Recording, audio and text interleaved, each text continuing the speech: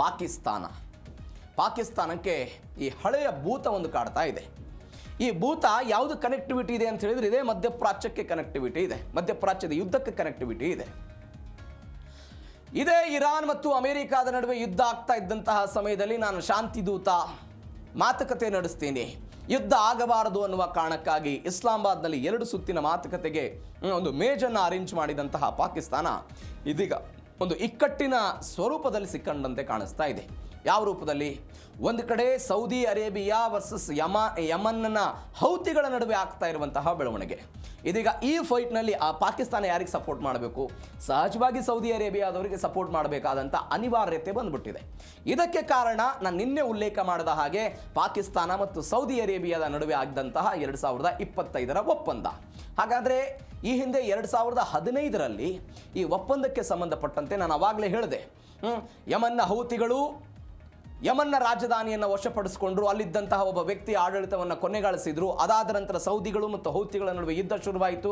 ಯುದ್ಧದ ನಡುವೆ ಒಂದು ಬೆಳವಣಿಗೆ ಆಗಿತ್ತು. ಸೌದಿ ಅರೇಬಿಯಾದವರು ಒಂದು ಪಾಕಿಸ್ತಾನದವ್ರನ್ನ ಸಹಾಯ ಮಾಡಬೇಕು ಅಂತ ಕೇಳಿದ್ರು. ಅವತ್ತು ಪಾಕಿಸ್ತಾನ ಏನು ಮಾಡಿತ್ತು? ಇವತ್ತು ಪಾಕಿಸ್ತಾನದ ಅಜೆಂಡಾ ಏನಿದೆ? ಡೀಟೇಲ್ಸ್ ನೋಡ್ತಾ ಹೋಗೋಣ. 11 ವರ್ಷಗಳ ಬಳಿಕ ಹೌತಿಗಳ ರಿವೆಂಜ್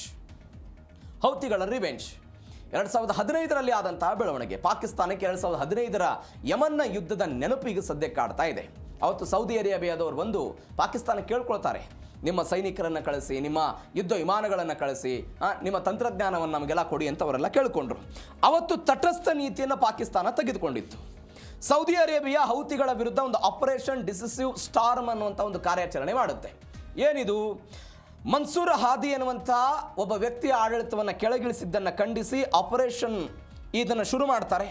ಈ ಹಾದಿ ಎನ್ನುವಂತಹ ಮನ್ಸೂರ್ ಹಾದಿ ಎನ್ನುವಂಥ ವ್ಯಕ್ತಿ ಸೌದಿ ಅರೇಬಿಯಾಕ್ಕೆ ಪಲಾಯನಗೊಂಡು ನನ್ನ ಸರ್ಕಾರವನ್ನು ರಕ್ಷಣೆ ಮಾಡಬೇಕು ಅಂತ ಸೌದಿ ಅರೇಬಿಯಾ ಕೇಳ್ಕೊಳ್ತಾನೆ. ಸೌದಿ ಅರೇಬಿಯಾಕ್ಕೆ ಕೇಳಿಕೊಂಡ ತಕ್ಷಣ ಸೌದಿ ಅರೇಬಿಯಾ ಡಿಸಿಸಿವ್ ಸ್ಟಾರ್ಮ್ ಎನ್ನುವಂಥ ಆಪರೇಷನ್ನನ್ನು ಶುರು ಮಾಡುತ್ತೆ ಹೌತಿಗಳ ವಿರುದ್ಧ. ಆಗ ಇವ್ರೇನು ಮಾಡ್ತಾರೆ? ಸೌದಿ ಅರೇಬಿಯಾದವರು ಪಾಕಿಸ್ತಾನಕ್ಕೆ ರಿಕ್ವೆಸ್ಟ್ ಮಾಡಿಕೊಂಡ್ರು, ಸಹಾಯದ ಬೇಕೆ, ನಮ್ಮದು ಯುದ್ಧ ವಿಮಾನ ಕೊಡಿ, ನೌಕಾಪಡೆ ಕೊಡಿ, ಪದಾಯಿತಿ ಸೈನ್ಯಗಳನ್ನೆಲ್ಲ ಕಳಿಸಿಕೊಡಿ ಅಂತ ಕೇಳಿಕೊಂಡ್ರು ಪಾಕಿಸ್ತಾನಕ್ಕೆ. ಅವತ್ತು ಪಾಕಿಸ್ತಾನದ ಪ್ರಧಾನಮಂತ್ರಿಯಾಗಿ ಯಾರಿರ್ತಾರೆ? ನವಾಜ್ ಶರೀಫ್ ಇದ್ರು. ಈ ನವಾಜ್ ಶರೀಫ್ ಇಕ್ಕಟ್ಟಿನ ಸ್ಥಿತಿಗೆ ಸಿಕ್ಕಾಕೊಂಡ್ರು. ಯಾಕೆ? ಸೌದಿಯ ಅವತ್ತಿನ ರಾಜರ ಜೊತೆಗೆ ನವಾಜ್ ಶರೀಫ್ ಅತ್ಯುತ್ತಮವಾದಂಥ ಸಂಬಂಧವನ್ನು ಹೊಂದಿದ್ರು. ಒಂದು ಕಡೆ ಸೈನ್ಯವನ್ನು ಕಳಿಸಬೇಕು ಅಥವಾ ರಾಷ್ಟ್ರದ ಹಿತದೃಷ್ಟಿಯಿಂದ ಕಳಿಸಬಾರ್ದು, ಇಂಥದ್ದೊಂದು ಇಕ್ಕಟ್ಟಿಗೆ ನವಾಜ್ ಶರೀಫ್ ಸಿಕ್ಕಾಕೊಂಡ್ರು. ಹೀಗಾಗಿ ಏಕಸ್ವಾಮ್ಯದ ನಿರ್ಧಾರವನ್ನು ತೆಗೆದುಕೊಳ್ಳೋದು ಬೇಡ ಅಂತೇಳಿ ಇದನ್ನು ಸಂಸತ್ತಿಗೆ ಹಾಕ್ತಾರೋ. ಸಂಸತ್ತಿಗೆ ಹಾಕಿದ್ರು. ಪಾಕಿಸ್ತಾನದ ಸಂಸತ್ನಲ್ಲಿ ಸುದೀರ್ಘವಾಗಿ ಸೈನ್ಯವನ್ನು ಕಳಿಸಬೇಕು, ಸಹಾಯ ಮಾಡಬೇಕು ಬೇಡವೋ ಎನ್ನುವಂಥ ವಿಚಾರದಲ್ಲಿ 5 ದಿನಗಳ ಕಾಲ ಚರ್ಚೆ ಆಯಿತು ಪಾಕಿಸ್ತಾನದಲ್ಲಿ. ಅಂತಿಮವಾಗಿ ಏನಾಯಿತು? ಏಪ್ರಿಲ್ 10, 2015ರಂದು ಸೌದಿ ಒಕ್ಕೂಟವನ್ನು ಯಾವುದೇ ಕಾರಣಕ್ಕಾಗಿಯೂ ಕೂಡ ಪಾಕಿಸ್ತಾನ ಸೇರಬಾರದು, ಅವರಿಗೆ ಸಪೋರ್ಟ್ ಮಾಡಬಾರದು ಅಂತ ಈ ಸಂಸತ್ತಿನಲ್ಲಿ ನಿರ್ಣಯವನ್ನು ತೆಗೆದುಕೊಂಡ್ರು. ಇದರ ಜೊತೆಗೆ ಒಂದು ಕಂಡೀಷನ್ ಹಾಕ್ತಾರೆ ಅವರು. ಸೌದಿ ಅರೇಬಿಯಾ ಇವತ್ತೇನು ಹೌತಿಗಳ ವಿರುದ್ಧ ದಾಳಿ ಮಾಡ್ತಾ ಇದ್ದಾರೆ, ನಾಳೆ ಹೌತಿಗಳು ಏನಾದರೂ ಮೆಕ್ಕಾ ಮತ್ತು ಮದೀನಾ ಮೇಲೆ ಏನಾದರೂ ದಾಳಿ ಮಾಡೋದಕ್ಕೆ ಬಂದರೆ, ಅಂದರೆ ಮುಸ್ಲಿಮರ ಪವಿತ್ರ ಕ್ಷೇತ್ರಗಳಾದಂಥ ಮೆಕ್ಕಾ ಮತ್ತು ಮದೀನಾಕ್ಕೆ ಏನಾದರೂ ದಾಳಿಗೆ ಬಂದರೆ ಅವತ್ತು ಮಾತ್ರ ಪಾಕಿಸ್ತಾನ ನಿಮ್ಮ ಸಹಾಯಕ್ಕೆ ಬರುತ್ತೆ, ಅಲ್ಲಿಯ ತನಕ ನಾವು ನಿಮ್ಮ ಸಹಾಯಕ್ಕೆ ಬರಲ್ಲ ಅಂತ ಸಂಸತ್ನಲ್ಲಿ ಅಂಗೀಕಾರ ಆಗಿಬಿಡ್ತು. ಅವತ್ತು ಆದಂತಹ ಬೆಳವಣಿಗೆ. ಅವತ್ತು ನಾವು ನಿಮಗೆ ಸೈನ್ಯ ಕೊಡಲ್ಲ ಅಂತ ಹೇಳಿದರು. ಆದರೆ 2025ರಲ್ಲಿ 10 ವರ್ಷಗಳ ನಂತರ ಪಾಕಿಸ್ತಾನ ಮತ್ತು ಸೌದಿ ಅರೇಬಿಯಾ ನಡುವೆ ಒಂದು ಒಪ್ಪಂದ ಆಯಿತು ಕಳೆದ ವರ್ಷ. ಆ ಒಪ್ಪಂದದ ಏನು ಎತ್ತ ಅನ್ನೋದ್ರ ಬಗ್ಗೆ ಮುಂದಿನ ಡೀಟೇಲ್ಸಲ್ಲಿ ನೋಡ್ತಾ ಹೋಗೋಣ. ಸೌದಿ ಮತ್ತು ಪಾಕ್ ದಶಕಗಳ ಗುಪ್ತ ಬಾಂಧವ್ಯ ಹೆಂಗಿತ್ತು ಅದ್ರ ಬಗ್ಗೆ ನಾನು ಬರ್ತೀನಿ. ಒಪ್ಪಂದ ಏನಾಗಿತ್ತು, ಏನು ಎತ್ತ ಅಂತ. ಆದರೆ ಸೌದಿ ಮತ್ತು ಪಾಕಿಸ್ತಾನದ ಸಂಬಂಧ ಹೆಂಗಿತ್ತು ಅನ್ನೋದ್ರ ಬಗ್ಗೆ ಕ್ವಿಕ್ ಆಗಿ ನೋಡ್ಬಿಡೋಣ ನಾವು. ಸೌದಿ ಅರೇಬಿಯಾ ಮತ್ತು ಪಾಕಿಸ್ತಾನದ ಸಂಬಂಧ ಹೆಂಗಿತ್ತು ಅಂತ ಹೇಳಿದ್ರೆ 1947ರಲ್ಲಿ ಪಾಕಿಸ್ತಾನ ಎನ್ನುವಂತಹ ಒಂದು ದೇಶ ಭಾರತದಿಂದ ಪ್ರತ್ಯೇಕ ಆಗುವ ಅದಕ್ಕಿಂತ ಮೊದಲೇ ಸೌದಿ ಅರೇಬಿಯಾದ ರಾಜರುಗಳು ಆಗಾಗಲೇ ಕರಾಚಿಗೆ ಹೋಗಿ ಬರ್ತಾ ಇದ್ರು. ಕರಾಚಿಯಲ್ಲಿದ್ದಂಥ ಮುಸ್ಲಿಂ ಲೀಗ್ ನಾಯಕರುಗಳನ್ನೆಲ್ಲ ಭೇಟಿಯಾಗಿ ಬರ್ತಾ ಇದ್ರು. ಪ್ರತ್ಯೇಕ ರಾಷ್ಟ್ರಕ್ಕೆ ಒಂದು ಬೇಡಿಕೆಗೆ ಅವರು ಎಲ್ಲವೂ ಕೂಡ ಓಕೆ ಅಂತ ಹೇಳ್ತಾ ಇದ್ರು, ಬೆಂಬಲವನ್ನು ವ್ಯಕ್ತಪಡಿಸ್ತಾ ಇದ್ರು. ಅಲ್ಲಿಂದ ಶುರುವಾಯಿತು. 1940ರ ದಶಕದಲ್ಲಿ ಶುರುವಾಯಿತು. 42ರಲ್ಲಿ ಪ್ರತ್ಯೇಕವಾದಂಥ ಪಾಕಿಸ್ತಾನ ರಚನೆ ಆದಾಗ ಅದಕ್ಕೆ ಮೊಟ್ಟ ಮೊದಲವಾಗಿ ಬೆಂಬಲವನ್ನು ಸೂಚಿಸಿದ್ದು ಕೂಡ ಇದೇ ಸೌದಿ ಅರೇಬಿಯಾ ಅನ್ನೋದನ್ನು ನಾವು ಯಾವತ್ತೂ ಕೂಡ ಮರಿಬಾರದು. ಅವತ್ತಿನಿಂದ ಶುರುವಾಯಿತು. 1940, ಅದಾದ ನಂತರ 47, 50ರಲ್ಲಿ ಕೆಲವೊಂದಿಷ್ಟು ಸಂಬಂಧ ಸಂಬಂಧಗಳು ಶುರುವಾಗುತ್ತೆ ಇವ್ರ ನಡುವೆ. 50ರಲ್ಲೂ ಕೂಡ ಕೆಲವೊಂದಿಷ್ಟು ಸಂಬಂಧ ಏನಾಗುತ್ತೆ ಅಂತ ಹೇಳಿದ್ರೆ 51ರಲ್ಲಿ ಒಂದು ಸ್ನೇಹ ಒಪ್ಪಂದವನ್ನು ಮಾಡ್ಕೊಳ್ತಾರೆ. 1954ರಲ್ಲಿ ಸೌದಿ ರಾಜರು ಏನು ಕರಾಚಿಗೆ ಬರ್ತಾ ಇದ್ರು, ಅವರಿಗೆ ಸೌದಾದಾಬಾದ್ ಎನ್ನುವಂಥ ಒಂದು ವಸತಿ ಪಟ್ಟಣವನ್ನು ನಿರ್ಮಾಣ ಮಾಡಲಾಗುತ್ತೆ. 1960ರ ನಂತರ ಆರ್ಥಿಕ ಮತ್ತು ರಕ್ಷಣಾ ಮೈತ್ರಿಗಳೆಲ್ಲ ಆಗುತ್ತೆ. ಅಂದರೆ 1960ರಲ್ಲಿ ಸೌದಿ ಅರೇಬಿಯಾ ಏನು ಮಾಡ್ತು, ರಾಯಲ್ ಸೌದಿ ಏರ್ಫೋರ್ಸ್ ಅನ್ನ ಒಂದು ಉನ್ನತ ಹಂತಕ್ಕೆ ತೆಗೆದುಕೊಂಡು ಹೋಗಬೇಕು ಅನ್ನೋ ಪ್ರಯತ್ನಕ್ಕೆ ಬರುತ್ತೆ. ಈ ರಾಯಲ್ ಸೌದಿ ಏರ್ಫೋರ್ಸ್ ಅನ್ನು ಉನ್ನತ ಹಂತಕ್ಕೆ ತೆಗೆದುಕೊಂಡು ಹೋಗಬೇಕು ಅಂತ ಹೇಳಿದ ಪಾಕಿಸ್ತಾನದ ಸಹಾಯ ಬೇಕಾಯಿತು. ಅಲ್ಲಿರುವಂತಹ ಪೈಲಟ್ಗಳಿಗೆ, ಅಲ್ಲಿರುವಂತಹ ಎಂಜಿನಿಯರ್ಸ್ಗಳಿಗೆ, ಅಲ್ಲಿರುವಂತಹ ಅಧಿಕಾರಿಗಳಿಗೆ ಒಂದು ತಾಂತ್ರಿಕವಾಗಿ ತರಬೇತಿ ಕೊಡಬೇಕಾಗಿದ್ದವರು ಯಾರು? ಪಾಕಿಸ್ತಾನ ತರಬೇತಿ ಕೊಡಬೇಕಾಯಿತು. ಇದಕ್ಕೆ ಪಾಕಿಸ್ತಾನದ ಸ್ವಹಿತಾಸಕ್ತಿ ಇತ್ತು. ಏನು, ನಾನು ನಿಮಗೆ ತರಬೇತಿ ಕೊಡ್ತೀನಿ, ನನ್ನ ದೇಶದಲ್ಲಿ ತೈಲ ಉತ್ಪಾದನೆ ಆಗಲ್ಲ, ನಾನು ಕಡಿಮೆ ದರದಲ್ಲಿ ಮತ್ತು ನನ್ನ ದೇಶ ಆರ್ಥಿಕ ಬಿಕ್ಕಟ್ಟಿಗೆ ಒಳಗಾದಾಗ ನೀವು ಪುಕ್ಕಟ್ಟೆ ತೈಲವನ್ನು ನನಗೆ ಕೊಡಬೇಕು ಅನ್ನುವಂಥ ಕಂಡೀಷನ್ ರೂಪದಲ್ಲಿ ಇವರು ತರಬೇತಿ ಕೊಡೋದಕ್ಕೆ ಅಲ್ಲಿಗೆ ಹೋಗ್ತಾರೆ. ಅವತ್ತಿನಿಂದ ಎಲ್ಲವೂ ಕೂಡ ಶುರುವಾಯಿತು. 1965 ಭಾರತ ಮತ್ತು ಪಾಕಿಸ್ತಾನದ ಯುದ್ಧ, 1971 ಭಾರತ ಮತ್ತು ಪಾಕಿಸ್ತಾನದ ಯುದ್ಧದ ಸಮಯದಲ್ಲಿ ಸೌದಿ ಅರೇಬಿಯಾ ಪಾಕಿಸ್ತಾನಕ್ಕೆ ಸಹಾಯ ಮಾಡಿತ್ತು. 1991ರಲ್ಲಿ ಗಲ್ಫ್ ಯುದ್ಧ ಏನಾಯಿತು, ಅವತ್ತು ಪಾಕಿಸ್ತಾನದ 11,000 ಸೈನಿಕರು ಸೌದಿ ಅರೇಬಿಯಾಕ್ಕೆಲ್ಲ ಹೋಗಿದ್ರು. ಪಾಕಿಸ್ತಾನಕ್ಕೆ ವಿದೇಶದಿಂದ ಏನು ಆದಾಯ ಬರುತ್ತೆ, ಆ ಎಲ್ಲ ವಿದೇಶದಿಂದ ಬರುವ ಆದಾಯದ ಅತಿ ಹೆಚ್ಚು ಪ್ರಮಾಣ ಎಲ್ಲಿಂದ ಬರುತ್ತೆ? ಸೌದಿ ಅರೇಬಿಯಾದಿಂದ ಬರುತ್ತೆ. ಯಾಕಂದರೆ 1990ರ ಆಸುಪಾಸಿನಲ್ಲಿ ಪಾಕಿಸ್ತಾನದ ಆರ್ಥಿಕತೆ ಜರ್ಜರಿತ ಆಗಿ ಹೋಗ್ಬಿಡುತ್ತೆ, ಆರ್ಥಿಕವಾಗಿ ಮುಗ್ಗರಿಸಿ ಹೋಗ್ತಾರೆ. ಆಗ ಪಾಕಿಸ್ತಾನದ ಯುವಕರು, ಪಾಕಿಸ್ತಾನದ ಜನ ಏನು ಮಾಡಿಬಿಡ್ತಾರೆ, ಮಧ್ಯಪ್ರಾಚ್ಯದಲ್ಲಿ ಕೆಲಸವನ್ನು ಹುಡ್ಕೊಂಡು ಹೋಗ್ತಾರೆ. ಹೀಗೆ ಕೆಲಸವನ್ನು ಹುಡುಕಿಕೊಂಡು ಹೋದವರು ಸೌದಿ ಅರೇಬಿಯಾದಲ್ಲಿ ಟಂಕಾಣಿ ಹುಡ್ತಾರೋ, ಅಲ್ಲಿಂದ ಹೆಚ್ಚು ಆದಾಯ ಪಾಕಿಸ್ತಾನಕ್ಕೆ ಇವತ್ತು ಬರ್ತಾ ಇರೋದನ್ನು ನೋಡ್ತಾ ಇದ್ದೀವಿ. 1998ರಲ್ಲಿ ಈ ಪರಮಾಣು ಪ್ರಯೋಗ ಮಾಡಿದ್ರಲ್ಲ ಮೊಟ್ಟ ಮೊದಲ ಬಾರಿಗೆ, ಆ ಪರಮಾಣು ಪ್ರಯೋಗ ಆದಂತಹ ಸಮಯದಲ್ಲೂ ಕೂಡ ಸೌದಿ ಅರೇಬಿಯಾ ಅವರಿಗೆ ಶತಕೋಟಿ ರೂಪಾಯಿ ಮೌಲ್ಯದಲ್ಲಿ ಹಣವನ್ನು ಸಹಾಯವಾಗಿ ಕೊಟ್ಟಿದೆ. ಬಿಕಾಸ್ ಮಧ್ಯಪ್ರಾಚ್ಯದಲ್ಲಿ ನೀವು ಮಾತ್ರ ಪರಮಾಣುವನ್ನು ಹೊಂದ್ತಾ ಇದ್ದೀರಿ, ಅದು ಮುಂದೊಂದು ದಿನ ನನಗೆ ಸಹಾಯಕ್ಕೆ ಬರಬೇಕು ಅನ್ನೋ ಕಾರಣಕ್ಕಾಗಿ ಹಣವನ್ನು ಕೊಟ್ಟಿದ್ರು ಅಂತ ಒಂದು. 99ರಲ್ಲಿ ನವಾಜ್ ಶರೀಫ್ ಅಂದರೆ ಅವತ್ತಿನ ಶರೀಫ್ ಸರ್ಕಾರವನ್ನು ಮಿಲಿಟರಿ ಸೈನ್ಯ ಉರುಳಿಸಿತ್ತು, ಅವತ್ತು ಅವರನ್ನು ಜೈಲಲ್ಲಿ ಇಟ್ಟಿದ್ರು, ಅವರಿಗೆ ರಾಜಕೀಯ ಆಶ್ರಯವನ್ನು ಕೂಡ ಸೌದಿ ಅರೇಬಿಯಾ ಕೊಟ್ಟಿತ್ತು. ಅಲ್ಲಿಂದ ಇಲ್ಲಿಯ ತನಕ ಅವ್ರ ಸಂಬಂಧ ಎಲ್ಲ ಗಟ್ಟಿ ಇದೆ.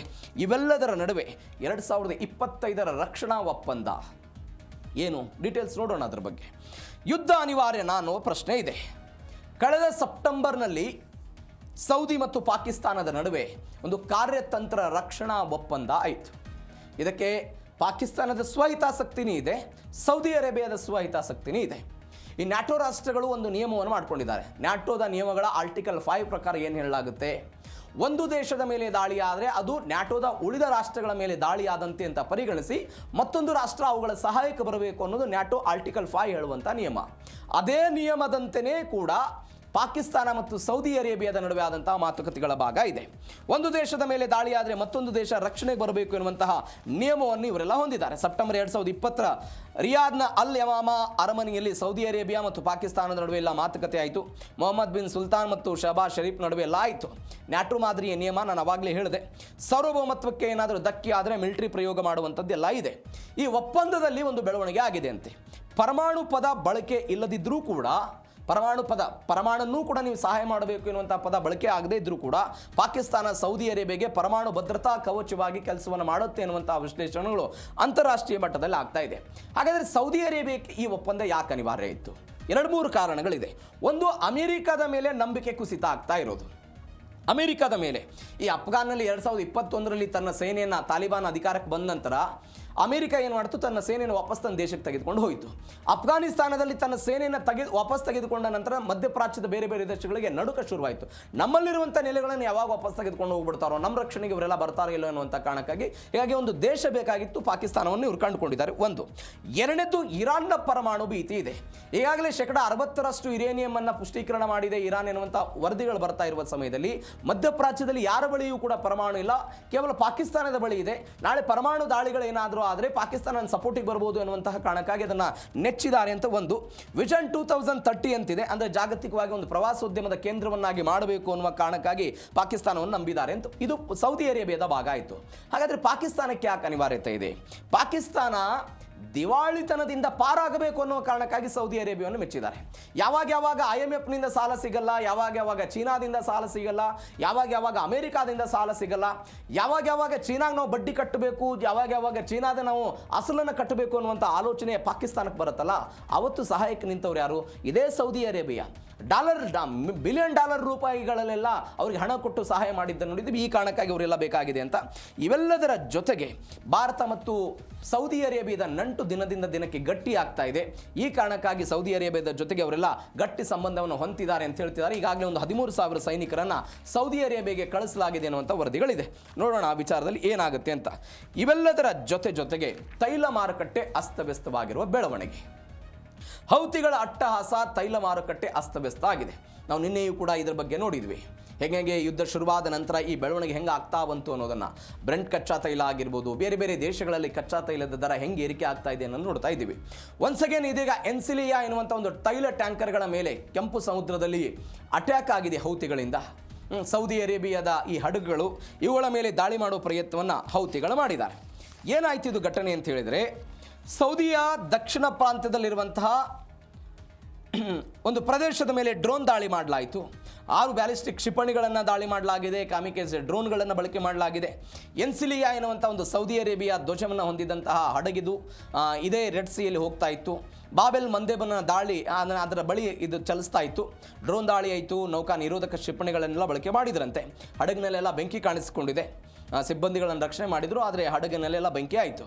ಅಂದರೆ ಈ ರೆಡ್ ಸಿ ಏನಿದೆ, ನಾವು ಹೆಂಗೆ ಹಾರ್ಮುಜ್ ಜಲಸಂಧಿ 20% ತೈಲ ಸಾಗಾಟ ಇಲ್ಲಿಂದ ಆಗುತ್ತೆ ಅಂತ ಹೇಳ್ತೀವಿ, 12% ಈ ರೆಡ್ ಸಿ ಮುಖಾಂತರ ಆಗುತ್ತೆ. ಇಲ್ಲಿ ಇಂಥದ್ದೊಂದು ದಾಳಿ ಮಾಡೋ ಪ್ರಯತ್ನವನ್ನು ಹೌತಿಗಳು ಮಾಡ್ತಾ ಇದ್ದಾರೆ. ಹೀಗಾಗಿ ಆತಂಕಗಳು ಶುರುವಾಗ್ತಾ ಇದೆ.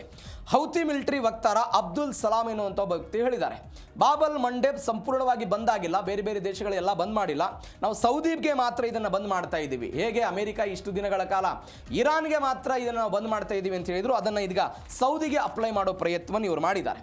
ಆ ಮುಖಾಂತರ ತೈಲದ ದರ ದಿನದಿಂದ ದಿನಕ್ಕೆ ಏರಿಕೆ ಆಗ್ತಾ ಇರೋದನ್ನು ನೋಡ್ತಾ ಇದ್ದೀವಿ. ಏಕೆಂದರೆ ಸೌದಿಯಿಂದಲೂ ಕೂಡ ಅತಿ ಹೆಚ್ಚು ಆಮದು ರಫ್ತು ಇದೆಲ್ಲವೂ ಕೂಡ ಆಗ್ತಾ ಇದೆ. ಹೀಗಾಗಿ ಅದು ಒಂದು ಹೊಡೆತ ಬಿದ್ದಿದೆ ಎನ್ನುವಂಥ ವರದಿ. ಇನ್ನು ಕೊನೆಯದಾಗಿ DNA ಎರಡನೇ ಸುದ್ದಿಯಲ್ಲಿ ಪಾಕ್ ಮುಂದೆ 2 ದಾರಿ ಇದೆ ಅಂತ 2015ರಲ್ಲಿ ಹಾಗೆ ಸಂಸತ್ನ ಮುಖಾಂತರ ಉತ್ತರ ಕೊಟ್ಟಿದ್ರು. 2025ರಲ್ಲಿ ಪರಸ್ಪರ ರಕ್ಷಣೆಗಾಗಿ ಉಭಯ ದೇಶಗಳು ಒಪ್ಪಂದವನ್ನು ಮಾಡಿಕೊಂಡ್ರು. ಇದೀಗ ಒಂದು ಇಕ್ಕಟ್ಟಿನ ನಡುವಡೆ ಪಾಕಿಸ್ತಾನ ಸಿಕ್ಕಾಕೊಂಡಿದ್ದನ್ನು ನಾವು ನೋಡ್ತಾ ಇದ್ದೀವಿ. ಇಕ್ಕಟ್ಟನ್ನು ಪಾರ ಮಾಡಬೇಕಾದ್ರೆ ಏನು ದಾರಿಗಳಿದೆ? 2 ದಾರಿಗಳು ಪಾಕಿಸ್ತಾನ ಕಾಣ್ತಾ ಇದೆ. ರಾಜತಾಂತ್ರಿಕ ಮಧ್ಯಸ್ಥಿಕೆ ವಿಫಲ ಆದರೆ ನೇರ ಯುದ್ಧಕ್ಕೆ ಇಳಿಬೇಕಾದಂತ, ಅಂದರೆ ಸೌದಿಗಳು ಮತ್ತು ಹೌತಿಗಳ ನಡುವೆ ಈ ಮಾತುಕತೆಗಳು ಏನಾದರೂ ವಿಫಲ ಆದರೆ, ಅಥವಾ ಇರಾನ್ ಅಮೆರಿಕಾದ ನಡುವೆ ಈ ಮಾತುಕತೆಗಳು ವಿಫಲ ಆದರೆ, ಒನ್ಸ್ ಅಗೇನ್ ಪಾಕಿಸ್ತಾನ ಸೌದಿ ಅರೇಬಿಯಾದ ಪರವಾಗಿ ಬಂದು ಹೌತಿಗಳ ವಿರುದ್ಧ ದಾಳಿ ಮಾಡಬೇಕಾದಂಥ ಅನಿವಾರ್ಯತೆ ಒಂದು. ಎರಡನೇದು ಸೌದಿ ಅರೇಬಿಯಾದ ಆರ್ಥಿಕ ನೆರವು. ನಾನು ಅವಾಗಲೇ ಹೇಳಿದೆ, ಯಾವಾಗ ಆರ್ಥಿಕ ಸಂಕಷ್ಟಕ್ಕೆ ಪಾಕಿಸ್ತಾನ ಸಿಕ್ಕಾಕೊಂಡಿದೆ ಅವತ್ತು ನೆರವಿಗೆ ಬಂದವರು ಇದೆ ಸೌದಿ ಅರೇಬಿಯಾ. ನಾಳೆ ಹೆಚ್ಚು ಕಡಿಮೆ ಏನಾದರೂ ದಾಳಿ ಆದಂತಹ ಸಮಯದಲ್ಲಿ ಪಾಕಿಸ್ತಾನ ಇಲ್ಲ ನಾವು ನಿಮ್ಮ ಸಪೋರ್ಟಿಗೆ ಬರಲ್ಲ ಅಂತ ಹೇಳಿದ್ರೆ ಅವರಿಗೆ ಸಿಗಬಹುದಾದಂಥ ಆರ್ಥಿಕ ಸವಲತ್ತು ಸಿಗಲ್ಲ, ಪುಕ್ಕಟ್ಟೆ ಸಿಗಬಹುದಾದಂಥ ತೈಲ ಸಿಗಲ್ಲ, ರಿಯಾಯಿತಿ ದರದ ತೈಲವೂ ಕೂಡ ಸಿಗೋದಕ್ಕೆ ಸಾಧ್ಯವಾಗಲ್ಲ. ಹೀಗಾಗಿ ಇಂಕಟ್ಟಿಗೆ ಅವರೆಲ್ಲ ಸಿಕ್ಕಾಕೋತಾರೆ. ಹೌತಿಗಳ ವಿರುದ್ಧ ಸೇನಾ ಕಾರ್ಯಾಚರಣೆಗೆ ಸೌದಿಯಿಂದ ಭಾರಿ ಒತ್ತಡ ಬರ್ತಾ ಇದೆ. ನಾನು ಅವಾಗಲೇ ಹೇಳಿದೆ, ಇರಾನ್ ಬೆಂಬಲಿತ ಹೌತಿಗಳ ವಿರುದ್ಧ ಹೋರಾಡಿದರೆ ಇರಾನ್ ಜೊತೆಗೆ ಯುದ್ಧ ಫಿಕ್ಸಾ. ಯಾಕಂದ್ರೆ ಒಂದು ಸಂಕಷ್ಟ ಇದೆ ಪಾಕಿಸ್ತಾನದ್ದು. ಏನು ಸಂಕಷ್ಟ ಅಂತ ಹೇಳಿದ್ರೆ, ಒಂದು ಕಡೆ ಸೌದಿ ಅರೇಬಿಯಾದ ಜೊತೆಗೆ ಇವರು ಮಾತುಕತೆಯನ್ನು ನಡೆಸಿದ್ದಾರೆ, ಒಪ್ಪಂದ ಆಗಿದೆ, ಆ ಮುಖಾಂತರವಾಗಿ ಅವರು ಅದನ್ನು ಸಹಾಯ ಮಾಡಬೇಕು ಅನ್ನೋಂಥದ್ದು ಒಂದು. ಎರಡನೇದ್ದು, ಇರಾನ್ನ ಜೊತೆಗೆ 900 ಕಿಲೋಮೀಟರ್ ಗಡಿಯನ್ನು ಹಂಚಿಕೊಂಡಿರುವಂತಹ ದೇಶ ಇದು. 900 ಕಿಲೋಮೀಟರ್. ಎಲ್ಲಕ್ಕಿಂತ ಹೆಚ್ಚಾಗಿ ಮಹತ್ವದ ಬೆಳವಣಿಗೆ ಏನು ಅಂತ ಹೇಳಿದ್ರೆ, ಇರಾನ್ ಮತ್ತು ಪಾಕಿಸ್ತಾನದ ನಡುವೆ ಒಂದು ಪೈಪ್ಲೈನ್ ಆಗಿದೆ, ಗ್ಯಾಸ್ ಪೈಪ್ಲೈನ್ ಆಗಿದೆ. ನಾಳೆ ಹೆಚ್ಚು ಕಡಿಮೆ ಏನಾದರೂ ನಾನು ಸೌದಿ ಅರೇಬಿಯಾದ ಸಪೋರ್ಟಿಗೆ ಬಂದು ಹೌತಿಗಳ ವಿರುದ್ಧ ದಾಳಿ ಮಾಡ್ತೀನಿ ಅಂತ ಹೇಳಿದ್ರೆ ಇರಾನ್ ಏನು ಮಾಡುತ್ತೆ ಅನ್ನುವಂಥ ಆತಂಕ ಇದೆ. ಇರಾನ್ ಏನು ಮಾಡುತ್ತೆ ಅನ್ನುವಂಥ ಆತಂಕ. ಯಾಕಂದರೆ ಇದೇ ಇರಾನ್ ಯಾರಿಗೆ ಸಪೋರ್ಟ್ ಮಾಡ್ತಿದ್ದಾರೆ? ಹೌತಿಗಳಿಗೆ ಸಪೋರ್ಟ್ ಮಾಡ್ತಾ ಇರೋದು. ಅವರಿಗೆ ಬೇಕಾದಂಥ ಶಸ್ತ್ರಾಸ್ತ್ರಗಳು, ಅವರಿಗೆ ಬೇಕಾದಂಥ ಎಲ್ಲ ವ್ಯವಸ್ಥೆ. ಅವ್ರ ಉದ್ದೇಶ ಏನು? ಈ ಆಕ್ಸಿಸ್ ರೆಸಿಸ್ಟೆನ್ಸ್ ಅಂತ ನಾನು ಏನು ಕರಿತೀನಿ, ಅವುಗಳನ್ನು ಯಾವಾಗಲೂ ಕೂಡ ಆ್ಯಕ್ಟಿವ್ ಮಾಡಿ ಅಮೆರಿಕ, ಇಸ್ರೇಲ್ ಮತ್ತು ಮಧ್ಯಪ್ರಾಚ್ಯಗಳ ವಿರುದ್ಧ ದಾಳಿ ಮಾಡುವಂಥ ಪ್ರಕ್ರಿಯೆಯಲ್ಲಿ ಇರಾನ್ ಸಹಜವಾಗಿ ಭಾಗಿಯಾಗಿದ್ದನ್ನು ನೋಡ್ತಾ ಇದ್ದೀವಿ. ಹೀಗಾಗಿ ಪಾಕಿಸ್ತಾನ ಒಂದು ರೀತಿಯಾದಂಥ ಇಕ್ಕಟ್ಟಿನಲ್ಲಿ ಸಿಕ್ಕಾಕೊಂಡಿದೆ. ಒಂದು ಕಡೆ ಇದು ಮತ್ತೊಂದು ಟ್ರಯಾಂಗಲ್ ತೆಗೆದುಕೊಳ್ಳುತ್ತೆ. ಸೌದಿ ಅರೇಬಿಯಾ ಅಮೆರಿಕಾದ ಮಿತ್ರ ರಾಷ್ಟ್ರ, ಪಾಕಿಸ್ತಾನ ಇರಾನ್ ಮತ್ತು ಅಮೆರಿಕಾದ ನಡುವೆ ನಾನು ಮಿತ್ರತ್ವ ಬಯಸ್ತೀನಿ, ಶಾಂತಿ ದೂತನಾಗಿ ಕೆಲಸ ಮಾಡ್ತೀನಿ ಅಂತೆಲ್ಲ ಬಂದಿದ್ದು. ಇದೀಗ ಒನ್ಸ್ ಅಗೇನ್ ದಾಳಿ ಪ್ರತಿ ದಾಳಿ ಆಗೋದಾದರೆ ಇರಾನ್ ವಿರುದ್ಧ ದಾಳಿ ಮಾಡಬೇಕಾದಂಥ ಅನಿವಾರ್ಯತೆ ಬರುತ್ತೆ. ಹೀಗಾಗಿ ಏನಾಗುತ್ತೆ ಪಾಕಿಸ್ತಾನದ ಪರಿಸ್ಥಿತಿ ಕಾದು ನೋಡೋಣ.